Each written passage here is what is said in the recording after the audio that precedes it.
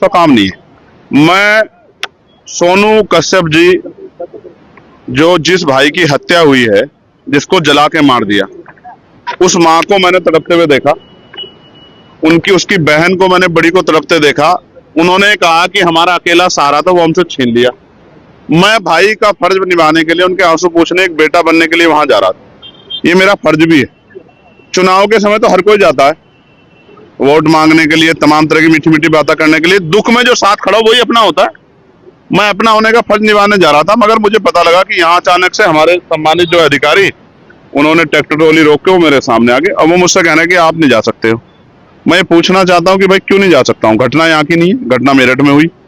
क्या किसी परिवार को उत्तर प्रदेश में, जो पिछड़े वर्ग का परिवार है, कमजोर वर्ग का परिवार है, क्या उसको सांत्वना देना भी अपराध हो गया? तो मुझे सारी बात में एक चीज समझ आई है कि मैं राजनीतिक अछूत हो गया हूं यहाँ उत्तर प्रदेश में। मैं किसी पीड़ित की आवाज नहीं उठा सकता। मैं आवाज उठाने जाऊंगा तो मुझे बंद किया जाएगा।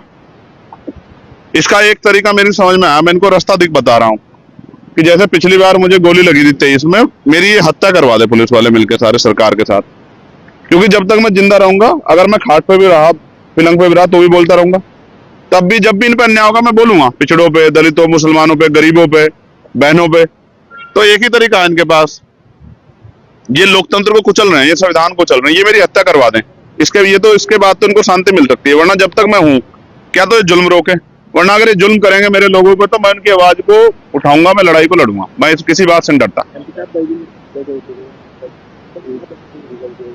भाई। मैं तो जब तक परिवार को नहीं सुनूंगा तब तक मैं कुछ नहीं कह सकता हूँ। मैं तो जाऊंगा, जब उनके पास जाऊंगा, मुझे अपनी पीड़ा बताएंगे। जब मुझे अपनी पीड़ा बताएंगे तभी मैं आगे की बात तो कर पाऊंगा। मैंने तो डिमांड की थी कि इस परिवार को कम से कम 50 लाख रुपए का मुआवजा मिले।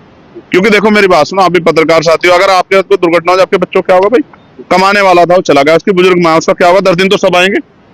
तो उसको 50 लाख रुपए मदद दो, एक सरकारी नौकरी मिले, और सबसे इम्पोर्टेंट है इस घटना की सीबीआई जांच हो। ये मांग उठा रहे हो। अब आप पीड़ित के यहाँ जाएंगे या यहाँ से वापस जाएंगे? आप बताओ मुझे। मैं जैसे आगे बढ़ूंगा तो मीडिया वाले कहेंगे पुलिस क्या लड़ रहे हैं। तो मैं शांति से बड़े अधिकारियों को कह रहा हूँ कि वो मुझे अपनी गाड़ी में ले चलें, मोटरसाइकिल पे ले चलें। मैं अपने सब साथियों को वहीं रुके, मैं अकेला आदमी जाकर उनकी बात सुन के और उसको आगे आपके सामने बता दूं। इसके अलावा बताओ रास्ता क्या है लोकतंत्र में? अगर लोकतंत्र में चुनाव प्रतिनिधि जनता के बीच नहीं जाएगा, औरों की दिक्कत है कि नेता जाते नहीं है, मैं जा रहा हूं तो मुझसे दिक्कत ये है कि वो क्यों जा रहा है। तो भाई और लोगों की मदद नहीं करना चाहता, मैं तो करना चाहता हूं, तो मुझे फांसी चढ़ा दो। यही रास्ता है इनके पास।